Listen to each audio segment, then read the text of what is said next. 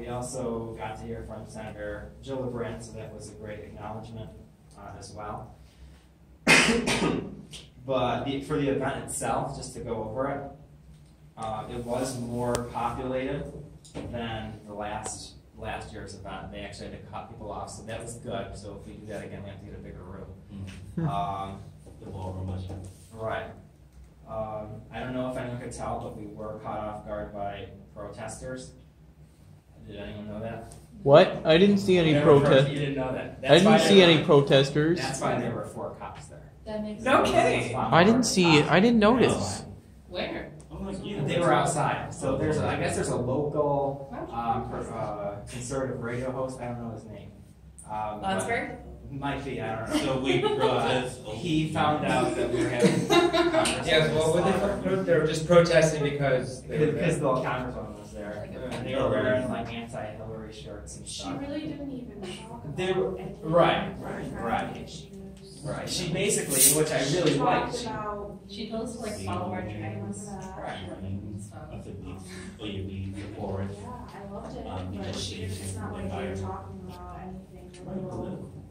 Yeah. But overall, I did think it was informational and went pretty well.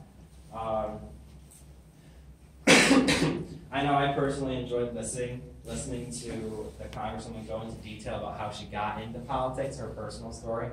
I've known her, met with her many times, and I've never heard that. So I thought that was interesting how she went into such detail about how her husband was originally the one who was going to run, and her kids involved, and I thought it was interesting on how it all started with her advocating for trees. So get some pizza.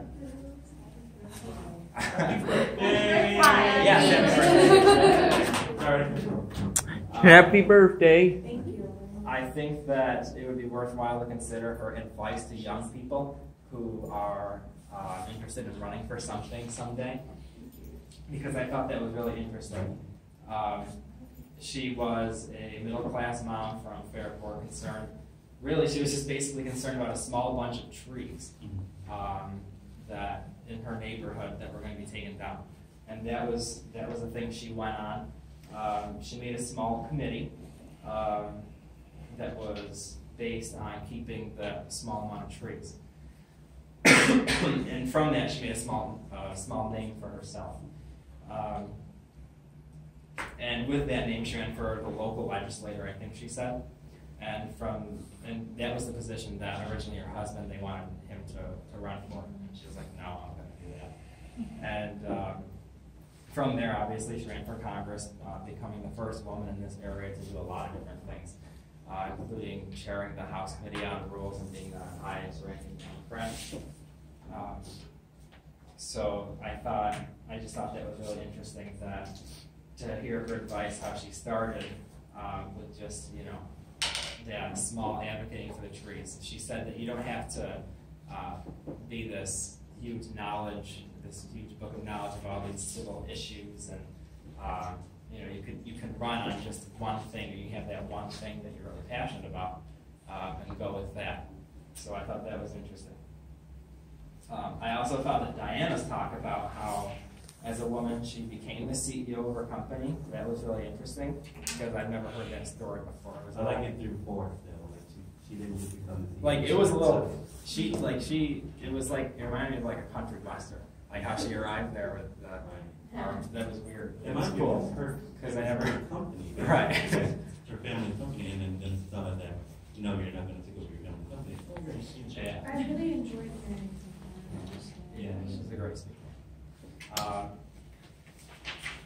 Yeah, I enjoyed Louis Slaughter. I already took a selfie with her, and I really liked that selfie. Yeah. Yeah. Yeah. So, I don't have any comments. I remember that event. She said about those trees, you could see the entire succession of a forest because of those trees. From basically grass to shrubs, saplings, young trees, in an old grown, all the way up to an old grown forest. Right. Of each. Yeah. Man, if only I had seen When that. she started reminding me, because it's like, I remember during my, like one of my middle school, like science courses, my professor, my teacher actually talked about that Oh, exact did she? species, and I was like, oh my god, I was like, Yeah. I'm like, how did that From the same source. place? And I was like, oh, it's way back. I was like, And what is it now, a shopping mall? no, I think it was like, It was a thought behind it. Oh, right. So, that was great, and obviously another letter. And we have another person writing us in the future. I know that we were in contact with Hillary Clinton in her campaign with her letter. And I know that we all thought that was really interesting, but I know there's also a lot of us like Bernie Sanders. So I asked if he would acknowledge us, and his office said yes, so that'll be interesting to share. So that'll be coming. And then I think that we should quickly, I just wanted to go over the elections. What's that? The current election or the? Yeah, the ones that passed? the ones that passed. Yeah. Oh, I mean, So, nationwide, I think that it's safe to say that the resistance seems to be working. We saw that nationwide with big seats. Yeah, I saw what happened in Virginia. I followed it live. Right. After seeing, I saw that race with Greg Gianforte, and yeah, I saw that live. I didn't like it when Greg Gianforte won a seat in the House. Yeah, Greg Gianforte now represents. He solely represents the state of Montana in the House. That's not good because we all know what happened with Greg Gianforte. Right. So I thought that we should acknowledge some people who did win that are very, very local, because obviously we won nationwide, but there's also local people who did win as well around here that flipped seats. I know that these are campaigns that a few of us here worked on. I know that a few of you helped me with Jerry Underwood, Democrat from Clarkson. That was That's a big deal. That was a big Yeah. deal because I think he beat like a 35-year incumbent Republican, and the Republican he beat was like he was like a Trump Republican, like he was. He had like a FU Barack Obama sticker on the back of his truck, and, as like a public servant. So, and I don't think a Democrat's had that spot in over 50 years. So his supervisor position just kind of shows you at the local level that people are listening and that it is working. And then you have Ann Sapiens. I know some people here are from Virgin, so I thought I'd put that up. I mean, a Democrat in Virgin. Who won on absentee On ballot. absentee Yeah, did she win by one vote? Two votes. Two votes, yep. So that just goes to show She you was that down by everything 2 else- votes. She wound up being up, I think, by 4 or something. She wound up being up by like 3 or 4 Yeah, votes in the but- end. but But on they the were just absentee- on absentee ballots. Yeah, that's wild. I had a question. Yeah. I was do following you- that race, so it was like eight votes, I think, with it, and it was like, I think really crazy, because it's like, yeah, she was, for absentee, it was like 2 ballots, and then on her opponent's way, he was already declaring like victory, saying, I Yeah. won. It- And it's funny how everything, like, Mark Anderson, the incumbent, was like, I was already saying, yeah, I won, I made it through the campaign, and crashed, and then absentee ballots came. Yeah, it was like, crazy. My Yeah. question was, do we think that, because I think we see this often, is like after a big election and one side wins, so Democrat or Republican, we see this complacency with the winning side of we won, this is it, we have the president, and, Right. any local offices don't matter, and so like this year we like really focusing on local races.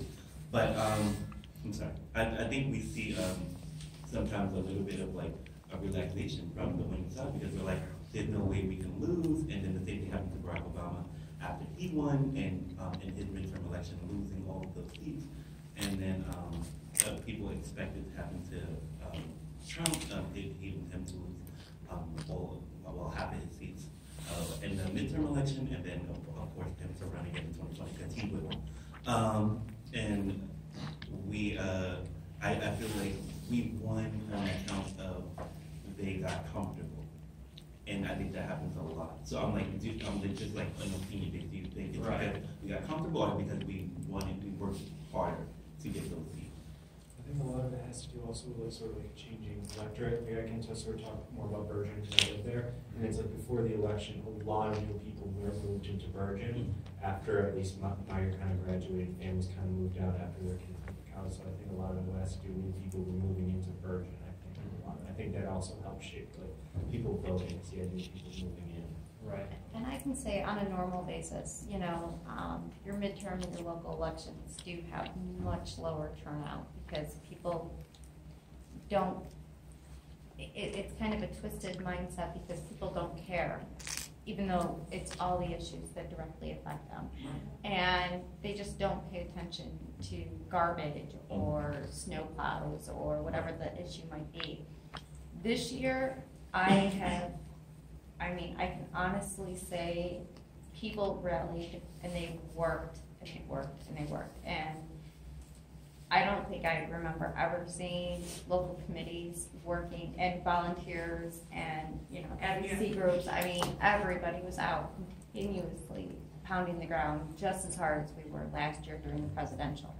It's never been that way before. So I do think that the motivation and the kind of political spirit is coming back and people are re-educating themselves on politics. So hopefully if that momentum continues, you know, the only thing we can hope for is the Republicans get compliant and just hang back a little bit and the rest of us keep going. I know that I'm just nervous that like if we make it to the presidential election and then everyone is like, you know, it's been 4 years of hell and you know, they really want to see that change, but if we win in 2020, what will happen? Like, will we get complacent as well, and then Republicans have their own resistance again? And if we can make it to 2020 without getting completely burnt out. Right. You know, exactly. I mean, how many Right. people have you, Completely burnt out. honestly, probably look at your numbers from last year compared to this year. How many people have you lost because they're just exhausted, you know? So that's a big fear. Right. I won't lose my momentum. Good. I got my momentum right now, spreading the good message. That's a good thing. I also think that we should, part of the reason people don't vote, come out and vote in those smaller elections because they find politics intimidating. They don't think of it as something that is really going to affect them, but they just think it's this big, messy bowl of crap, and sometimes it is, so I can't lie, sometimes it is. So I think that, I don't think we're going to lose momentum because I think people are starting to realize how much, you know, all this stuff that Trump's presidency has brought on is. And you gotta think about too is, like, think about all of these national groups that are popping up, like Run for Something, Yeah. which is focused 100% on that, what is it, like 21 plus to mid to late 30s. Yeah. Oh, yeah. Yeah, well, because you gotta think about the next biggest voting block, by 2020, 90 million millennials will be voting. That's bigger than the baby boomers. Now, you guys all heard of baby boomers, and they were the biggest voting block for the longest time. Millennials are more. Yeah. So you better believe that you have the biggest voting block coming in, but they're not being represented. So is that going to make you sit home and not do anything? No, you're probably going to get up there and start running for something, not use run for something. No. You know what I mean? So I think the idea of complacency is not in the age of Trump, because this is. I'm 39. I'm a Gen Xer with millennial tendencies. Oh, okay. I'm in We just got a new name. Yeah, we got a new Oh, name. Zennial? I'm a We're Zennial. new name, yeah. We're the in-betweener. Exactly. Yeah, are we all on the same age? Yeah. Well, what year were you born? 78. Yeah, you're in there. It's 77 to 82, right? Yeah, because I was the cutoff. I'm Yeah, 81. but Yeah, anyhow, it's to the point that I don't see, like when I look at politics, I don't see people looking like me. I mean, they're all, you know, I mean, right now, so I'm getting older. But like, you know what I mean? Like these people don't look like me. So it comes down to the point of just like, I mean, when I'm talking across the age, like the board, like age, sex, you know, like just let's get some diversity in there, you know. So it's a lot of things that I think are changing with the new generation coming in. That you know we're in a fourth turning. Are we a little too reliant, I guess, on the millennial debate? Because I hear the sentiment a lot is that millennials are different and they're going to change. But just basically what we hear sometimes is that white millennials do look like their parents or their grandparents. And again, I guess sometimes their own issues, their own concerns, because they think another group is going to take an advantage of them. And then we see that the sentiment of that Donald Trump's going on is like, you know, you're losing your job, you know, you're not benefiting off of what the previous administration has given you. And, you know, that's going to be concerning once we have the 90 million millennials come in. And, you know, like he was saying, his club is extremely conservative. And even my own major, political science, is extremely conservative. So those men are going to be able to vote, and they are heavy Trump supporters and heavy Republicans. Yeah. So, I mean, sometimes I feel a little, I don't know, disingenuous when we rely so heavily on the millennial vote, because the millennials are going to prove that we're not as different from our parents or our grandparents. Yeah, I mean, you're making valid points for sure, but I know for me, when you get out of Western New York, you know, because we're talking nationally, there's a lot more people who think progressive, vote progressive. They just happen to be, they just happen to be concentrated in like certain spots. And I mean, that's why there's a big push to like get rid of the electoral college, because if that's the case, then this country will consistently be voting in progressives. Right. There's just more of them. Right. You know, people want, you know, people believe healthcare is a right. People believe that, you know, especially with the changing demands of the future, with automation and everything else, that, you know, education needs to be free. Yes. Because, you know, like I don't believe that jobs go away, just jobs shift. Right. You know, so it's I'm a business major. Yeah. And I think millennials, a lot, that age group is still predominantly reliant on their parents and their families still too. Yeah.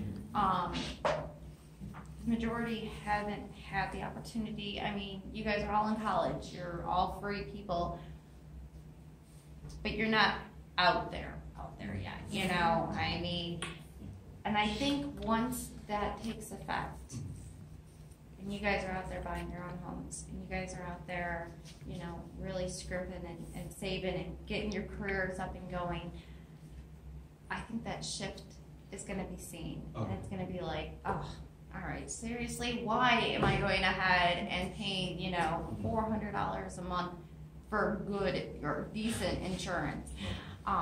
Why am I going ahead and paying this much in taxes and I'm not getting anything out of it? And I think that reality of how things have switched from even the older generation Republicans to today's Republicans is really going to kind of shift those who still follow the old school ways into the more progressive status of things need to change. You know, the world changes. We just have to figure out how we want it to progress.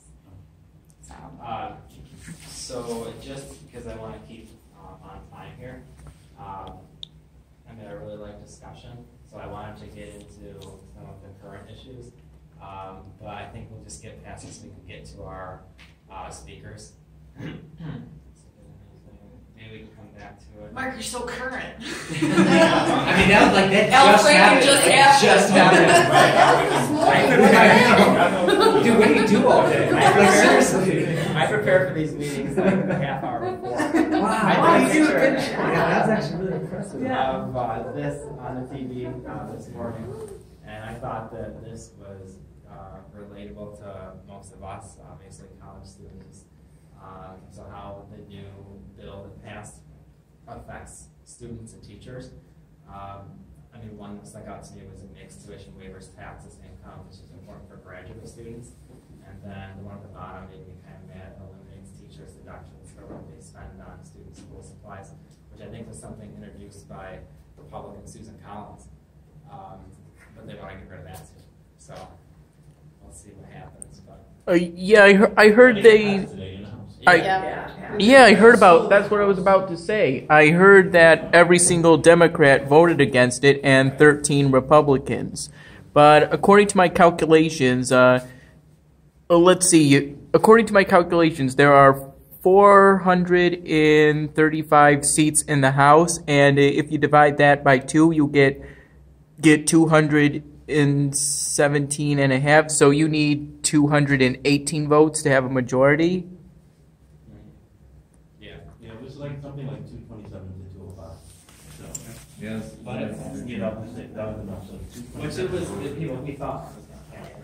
Yeah. No, I didn't. Oh, you didn't think I didn't think it was gonna pass because of all the harm it causes to middle income families, but I guess they were like, screw middle income families, we can tax that, so. I know a lot of it had to do with, I think, donors pressuring it, and so it's like Chris Collins made that whole statement, and I think a lot of it is like, That statement was a good one. we talk about That was this. beautiful. It's gonna be the gift that keeps on giving. Yeah. I just think it's like all these households worried that it's like not that all of a sudden all these donors would start start funding Democrat campaigns. I mean, that'd be crazy, but it's like they'd be more attacked from the right, that they'd be replaced by more Tea Party people, and they just would not be funded. They would be just left on their own to raise, and I feel it's like they just don't want to do that.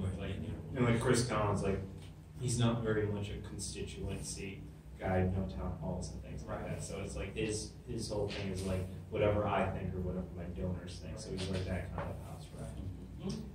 So going back to younger people running for office locally, which is really what we're trying to push. Oh, I know. What's your page? Yeah, our campaign page. So we have our speaker here, so talk to us for, I don't know, a few minutes, 5, 10 minutes, about running for public office, specifically, being a young woman, which is what a lot of people are trying to push. She can enlighten us on her decision, her journey, what she's learned, advice. So, Nikki. Now? Yep. Hi. So graduate from Brockport. I actually majored in political science myself after switching my major 3 different times. But I had the opportunity when I was in school to work on a couple of campaigns, mostly my uncle's mayoral campaign out in East Rochester. I worked for Bob Duffy for a little bit, and when he was running for mayor, and I loved it. I had big dreams of going to Washington one day, and then decided to get married and have kids. So, but I've always stayed up to date on politics and never really did a whole lot, again, until Bernie Sanders came around and hopped on board with a group called Batavia for Bernie. There were about 6 of us sitting in a living room. It's now grown into Globe Progressives. But it really kind of propelled me back into the circuit, and I got really involved and really focused on what was going on. And what I saw was kind of enlightening, in all honesty. Politics is still very much an old boys club, and there's no secret back rooms. They don't really care if you know what's going on or not. Things are out there. And in Leroy, what propelled me, part of my job as vice chair of the committee is constantly going around telling everybody, you should run for office. It's going to be fun. It's so easy. Amber's heard that a lot from everyone. So, first of all, running for office is not easy at all. It's a lot of work, and if you're not ready to put that work into it, you may as well just not do it, because it's a full-time job, and you need to be dedicated to it. And you don't get paid. There is no pay. You lose money, a lot of money. But it's fun. It's a lot of fun, and you get the opportunity to meet so many people and really hear what's going on in your own community, and hear people's concerns, and hear the stories and the history. And that was so much fun. And I think that's really important. And if, I think everybody should honestly run for something at some point, whether it's school board or town board or throwing yourself out there and going for Congress, something at some point, because it puts you out there and it really throws you in the deep end of things. But you also need to know what you're talking about. You need to know your facts. One time I went ahead and I had a number wrong by literally $1,000. I said 27 and the answer was 28, and that person held me at their house for about a half hour hostage and lectured me. So you really need to know your facts, but it's great. It really is. Good still, You meet a lot of crazy people. No, honestly, I can't wait to do it again. I had the opportunity to work on Diana Katzenbaum's congressional campaign. I was her field operator for the last quarter. And wow, Nick, I told you before, you're in for a lot of long drives, long nights, but it really is. It's great. And so if you get an opportunity to get on a campaign, whether it's a local campaign like Ann's or a big one, do it. Even if you're doing nothing but licking those letters and helping get those postcards out, or making those phone calls, which everybody hates doing, it really means so much to that candidate, and it means so much to the people that you're contacting. Especially in the smaller elections, every vote actually counts, because the only ones that we have to worry about that electoral college is the presidential one. So that's my spiel, and I'm here just to encourage all of you to actually do it. Keep doing it, and keep up talking to people, and keep up the debates, and the advocacy, and continuously getting your message out there, because nothing will change if we do get compliant, and that's the hardest part. So I've technically already ran for office. I ran to be Dobson's